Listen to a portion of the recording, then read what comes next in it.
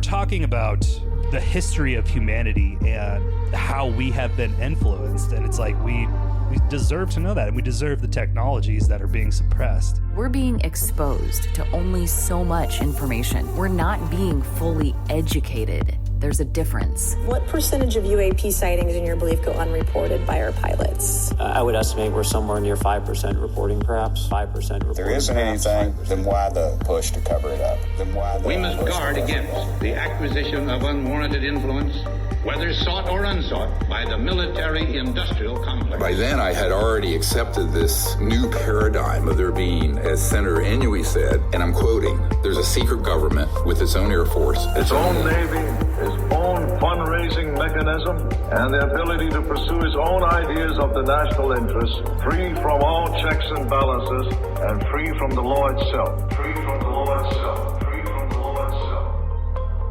Thank you for tuning into our podcast. We have created a referendum known as the It Can't Be a Joke Revolution and Initiatives. This is a movement of thought and consciousness. Our mission is to educate and plant the seeds of curiosity surrounding the issues that we deem most critical, with the goal of freeing humanity from the powers that seek to hold us down. We use this as an opportunity to not only expose the corruption in our country and world, but to discuss the importance of consciousness, self-awareness, and spiritual evolution as we seek to crack the riddles of life and our purpose on this planet. Melissa, Kevin, let's blast off. Let's.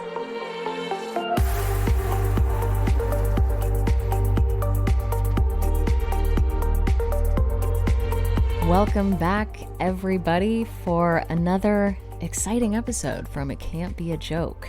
It's finally cooling off here in Massachusetts. It really feels like fall. The leaves are already starting to change on some trees. Even a month ago, we noticed, we think it's a maple. We're not sure, but It is a maple. it is a maple. Yeah. Bright red. In August. It's still hot out. Yeah, it was still, sometimes getting to 90s, low 90s, but it seems strange that some of the leaves are already changing in August to bright red. People are saying that they are dying earlier now. When there's a drought, that can cause the trees to basically go into reserve mode, and they'll lose their leaves earlier if they're not getting enough water. Okay. So fall, that's what they were saying. Someone said that this happened last year too, which was my first fall here, so I don't know if I noticed it or didn't notice it, I guess I should say. If you've never been to New England during fall, it's unreal beautiful. We have a very interesting little tale to tell you today. We had an interesting experience over Labor Day weekend that we thought we want to get the documentary done, but we had to do a really quick podcast on this topic. It happened in the woods of Vermont. The Green Mountains. So let's take you there now. So it's Labor Day weekend, just the other week. When we have time, we like to get up to New Hampshire, Vermont, Maine. Go sightseeing. Just go road trip around and hike, go to the lakes and streams up there. It's so beautiful. It's endless. You never run out of things to do. And Vermont and New Hampshire, and I'm sure a lot of Maine, we haven't explored as much of Maine. It is Nebraska meets mountains. There's so many farms all over the place. You'll see cattle.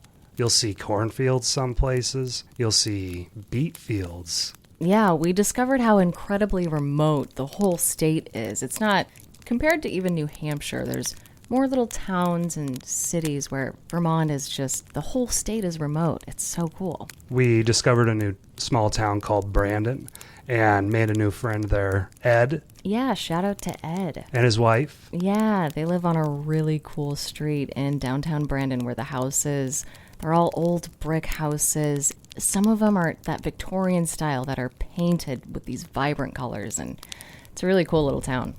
So basically, when we pulled up to Bruce's property, his house was on one side of the street, and the road back into his pastures and the woods was on the right side. So we drove down a road, maybe a half a mile or so, and then pulled back up into the campsite, which was really cool. It had this pond cabin that he built with his uncle a grill, a picnic table, and we just had our own little nook in the forest. Every spot we find, we're like, this is the one. We'll come back here, and then it always gets better. And this one truly was so cool. And there's no one else around. He has one campsite on 1,500 acres of land. Yeah, super remote. Yeah. And Bruce, and thank you so much for letting us stay there. It's such an awesome spot. We hope that you hear this story. Bruce let us know that he had seen a porcupine that was heading over kind of this way. At the entrance when he was pulling into our side of the lot.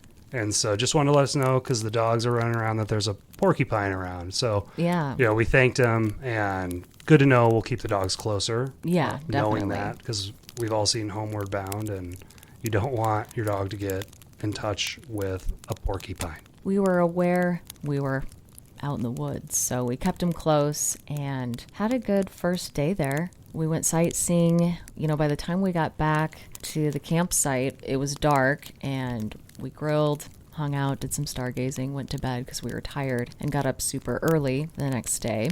That morning, we made breakfast, and I had my speaker playing some music, and we had been getting ready to go out sightseeing for the day. I get out of that outhouse, and I randomly heard something in the woods off to the left of me, and I thought I heard people laughing. It sounded like it might be kids, and I was like, who would be hiking here with their kids right now? And I didn't think much of it. I looked to the left, and then I did a double take, like, well, my speaker was just on. Maybe that came from my phone. I just didn't pay it any mind. I thought it was in my head, so... You thought your mind was playing tricks on you.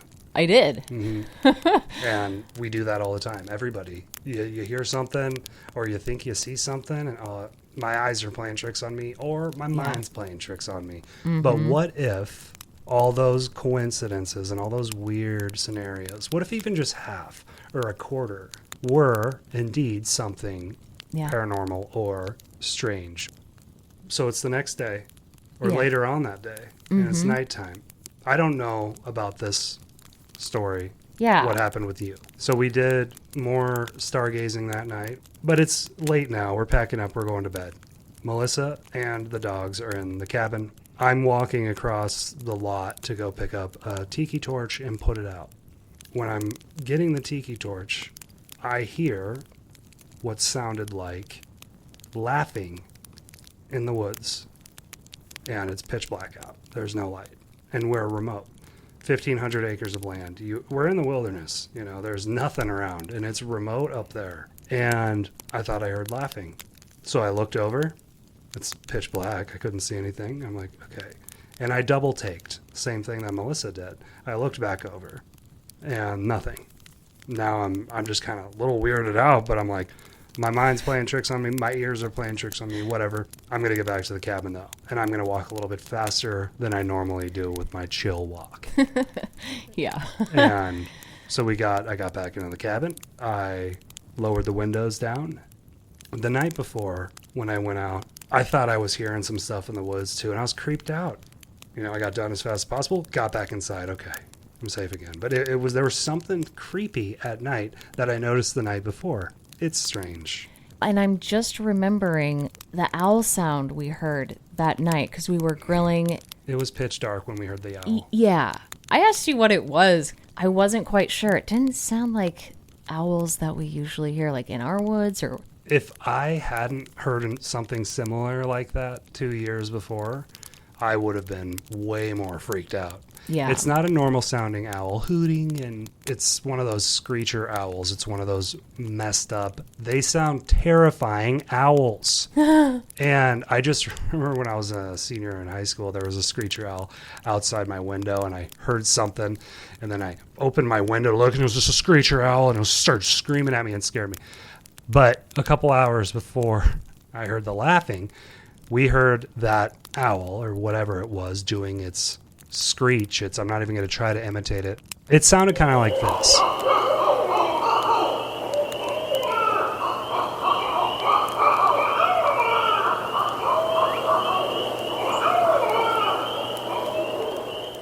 Melissa asked me, like, what is that? And I'm like, that's an owl. Yeah. Because me and my brother had heard something similar Yeah. in Wisconsin, and it was creepy. Like you heard it. They don't sound friendly. They sound creepy as hell. So we also heard that right before it. Either way, now we're heading home. I don't know your story that you heard laughing in the woods. Yeah. You didn't hear my story. No. That We didn't tell each other. we didn't tell each other because we didn't think it was anything too crazy. We just thought our minds were playing tricks on us. So as we're driving home, I wanted to say what I heard just to hear your thoughts. So I was like, so when we were packing up last night, when we were getting ready to go to bed, you and the dogs were inside. And when I was going to get the tiki torch, I didn't want to sound crazy. I was like, thought I heard laughing in the woods, and it was weird. And I double taked. It's pitch black, but I thought I heard laughing. And I told you. I was like giggling, like laughter. I was like, I did too. And this has never happened. And we've been camping a lot over the past 2 years. We camp as often as we can. It's so fun. Yeah, I've never had an experience like where I think I hear a ghost or a spirit, or we've captured a lot of unidentified flying objects and orbs in the sky. Local, right now down with us, the purple orbs that we've been filming, the orbs in the trees, but the purple orb is unreal. I know. And it's so weird. We posted that, and I'm curious what people think. Can anyone explain why a purple orb is randomly showing up in our film? I just hadn't ever experienced hearing things, though. I've seen a lot, just never experienced. It almost felt like it was just in my head. It felt like it was in my head. Yes, that's what I thought too. It was very strange and eerie. So now we have this connection. We're creeped out. The first place that my mind goes, because I've been researching a lot of the lore of the land out here and paranormal stuff along with UFOs, other paranormal things, and my mind immediately jumped to a Pukwudgie. Pukwudgie is what they're called. The footage you showed me, it must have been from the Bridgewater Triangle documentary. I had never heard of it. I thought it was the strangest name for an entity. A cryptid is what they're considered. But they were creepy looking. The Bridgewater Triangle documentary, definitely check it out. It's totally worth watching. It was made a while ago. You can definitely tell the people who made it, they don't have a huge budget for making documentaries and everything, but they made it excellent, and they had testimonials from people. They did the pictures. Some of them were just kind of funny. The pictures that they show of the Pukwudgie was so creepy and weird. Like, oh my God, if I saw that thing, I'd be freaked out. Like, Bill Russo's story, he has the most famous one. He saw it. I don't think he actually got a picture of it, but it was over in Raynham, Massachusetts, which is like 30 minutes down the road from us. So it's one of the most popular folklore cryptids they talk about besides Bigfoot. in New England. In New England, yeah. That's pretty big, but a lot of people don't know it. It's big in the world of people who do research this stuff. They know Pukwudgies. Yeah. But your average person has no idea what you're talking about. Puck what? What I did know. you just say? That's what I said. And Bill, when he had his experience in Raynham, and he tells his story in that documentary, the Pukwudgie was talking to him. And it was speaking in gibberish. He didn't know what it was saying, but then what he was hearing was Iwan Chu, and it was talking to him, Kier, Iwan Chu. And then as he thought about it more, he thought it could be trying to communicate with him, saying, we want you, come here. Iwan Chu, Kier, we want you, come here. And that's creepy. It'll send a shiver up your spine. So we've now made the connection in the car. We're talking about it on the way home. Maybe it was a Pukwudgie. Who knows? Let's go back and start doing more research on Pukwudgies. So we start watching this 20-minute video on YouTube about Pukwudgies. And it was super creepy, dark. Yeah. Portraying them in a very dark light. Yeah. Which we'll talk about more, that they're not all dark. They're all different. There's duality in nature, good and bad, and everything. And they're describing what a Pukwudgie is. And they have quills on their back like a porcupine. So imagine a gong going off in your heart and your stomach. You read that on an article before we opened up YouTube, because you read it to really? me. You read it to me, and I'm like, man. what? Oh, yeah. Porcupine? Yeah. Like the one Bruce saw? Your face, because you're just like, no, not a porcupine. Because when we read that, it was just like the gong. And like, we're just like, no way. That's what Bruce told us when we got there. I saw a porcupine coming over here. And from the back, Pukwudgies are 2 to 3 feet tall. So if they're crawling, they are the same size as a porcupine. So now we have the connection of the porcupine. Oh my God. Right. I thought So that was creepy. such a strange coincidence because usually they aren't coincidences. Right. So it just seems pretty far out, but also I was like, what the heck? So then you found that 20-minute documentary. And then we learn that when this happens to people, the people that have told their stories, that they hear laughter. Yeah, and that they hear childlike laughter, like giggling, which is what it sounded like to me, which is why it startled me so much, because it sounded just like those giggles that you would hear in like a haunted house or a scary movie. It was just like that classic sound. It sounded just like this.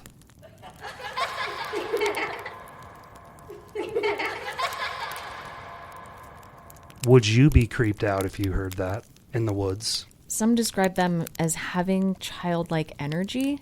Some folklore says they try to confuse you or lure you into the woods. Yes. Lure you and convince you to walk off a cliff. It's really hard to believe it unless you've experienced something like it. And then you're just like, no, I'm not crazy. Mm-hmm. This is what happened. Yes. There's all of these different realms and... Different dimensions. Yeah, the dimensions. There's different dimensions. So they got to cross over somehow. There's a lot of different theories about them and their roles. And some of them bring good news or give you wisdom or knowledge or help guide you. Yeah. That they could be spiritual guides. And Yes. then there's some stories where they can be demonic and trick you and play pranks on you or lead you to your death. Yeah. And that they can communicate with you inside your brain telepathically. At my last role, I had met a lady who owned a tanning salon in Wareham, Massachusetts. We were chatting, and I brought up that we have a podcast, and we're making a documentary on this type of stuff and UFOs, and she brought up to me her story that she had once, and she told it, and she was a kid, and she was in the woods, and this creature came up to her about 2 to 3 feet tall. It was hairy, and it was talking to her inside of her brain, and she was saying to it, I'm going to go tell on you. I'm going to tell everybody that I saw you.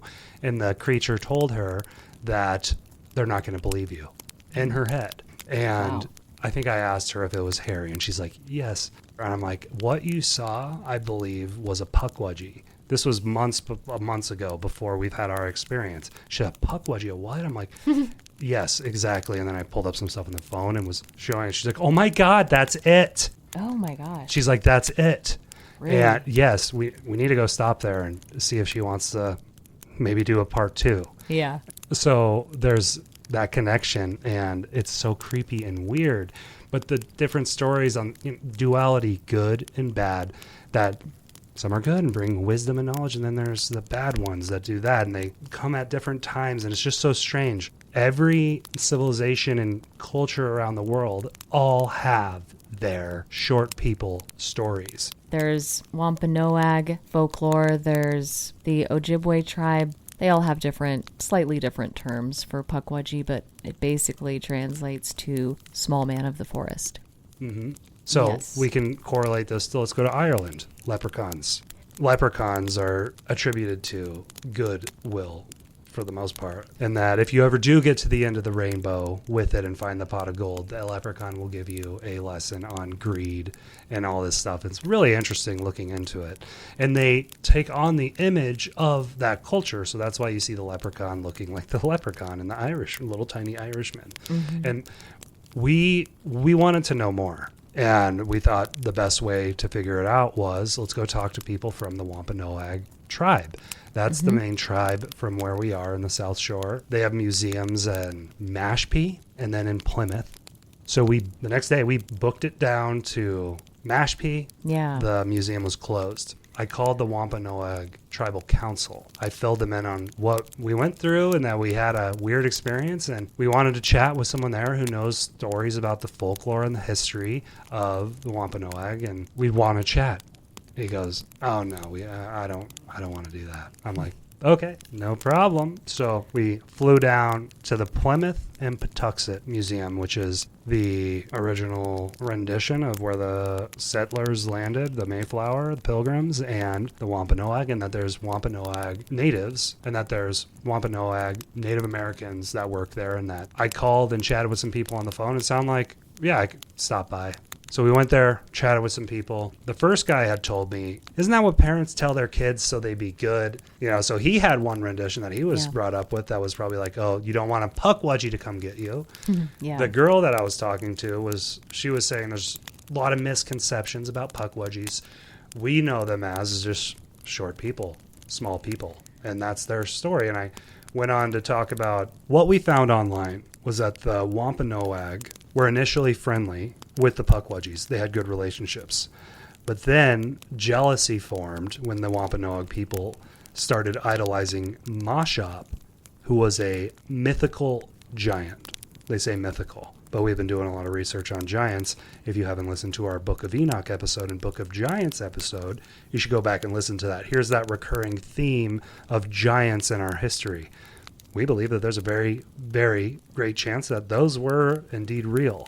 But the Pukwudgies were feeling betrayed by the humans because they started to give more attention to Mashop, the giant. So then they started playing pranks on the humans. And the Wampanoag people complained to Mashop about what was going on. And then Mashop was frustrated at the Pukwudgies, and he picks them all up, shakes them until they're all confused, and he tossed them across America. He threw them across America. That's the story. Across the whole continent? That's some of what I found online, that he picked up the Pukwudgies and he threw them. Which seems crazy, but giants, man. I believe that Pukwudgies are even in Minnesota, Wisconsin, Illinois, and like Michigan. There have been stories from, the Midwest, too. So that's how then they would have spread. So then that plan backfired. They returned, the Pukwudgies. It says that they returned with vengeance. And some of the pranks that they would play on humans turned deadly. Some tribes describe Pukwudgies more as like a spiritual thing. Yes. I feel like maybe that's what we experienced. It's like you said, the dualities of good and evil. And it says that they can shapeshift and disappear. Just seems like it could be that entity or that spirit that still lives on in the woods. We were talking about how creepy the woods can be. Yes. And there are many places that are haunted. When we looked it up, we saw the first thing when we first started researching it. It said that Pukwudgies, explaining them. And then it goes, especially in Vermont. That was another one of those gongs going off in our head when we first got home, and we're like, Vermont? Yeah. So there's a lot of different stories. We're just trying to find the truth, and we're trying to bring all different theories into the mix because no one right now truly knows. That's what I feel like. Because there's this theme of small people. It's across the entire world.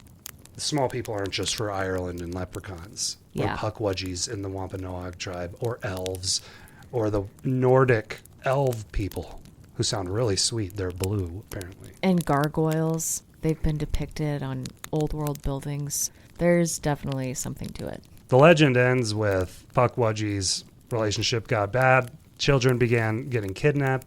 Villages were being burned and just overall harming Wampanoag people. Some of the research we found that Pukwudgies were behind Mashop, the giant's death.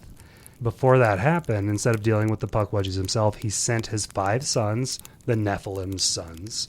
His 5, if this is a giant, this is a son of Watcher, a fallen angel, Anunnaki. If you go back, listen to that episode if you haven't. And he sent his 5 giant sons, but the Pukwudgies lured them into deep grass and killed them with their magical arrows. So other theories are saying that they deal with fire and arrows, and they have magical arrows and poison arrows. And AKA their quills on their porcupine backs. yeah, and then they could shoot them. out. You know where I also see these little things? The Mummy Returns. The tiny little mummies. The tiny little guys in the forest. Yeah, I'm just making that connection right now. And they shoot the little quills out and we'll have to watch it. I feel like I've seen something like that. You read Harry Potter. Somewhere online it said there's some reference to Pukwudgies in Harry Potter or some similar cryptid. It was Dobby the house elf. Okay. But I don't remember in Harry Potter there ever being the term Pukwudgie. Yeah. But it's interesting. We're just curious if any of you listening have ever heard of Pukwudgies, first of all. I'm just curious if you've had any paranormal activity, because it was kind of a first for us, besides all the crazy orbs and light beings. Yeah. And it was just interesting. We had to come on and share it with you. It's pretty wild. And we are looking for this type stuff. When we go out and we're searching for UFOs, we're trying to figure out the full potential of our brains and our history and how we've gotten here. Yeah. And to do that, you got to find out for yourself. And we've seen more crazy stuff in the sky than I've ever seen in my entire life since learning about conscious contact and what Dr. Greer talks about. Was I expecting to hear laughing in the woods? No. But it's an interesting story. Yeah. And it's worth looking into more. We got to get a camera now that when we're filming up at the sky, we're going to be filming the woods right in front of us too. I hope you liked our little campfire story, everyone. Thanks so much for tuning in. Don't forget, you can click the donate link in our description box below if you want to donate to It Can't Be a Joke. And please consider leaving us a 5-star review or whatever the highest review is on your streaming platform. That'll really will help us in growing and getting the word out. Yeah. Thanks so much, guys. Thanks, everybody. We'll talk to you soon. Bye.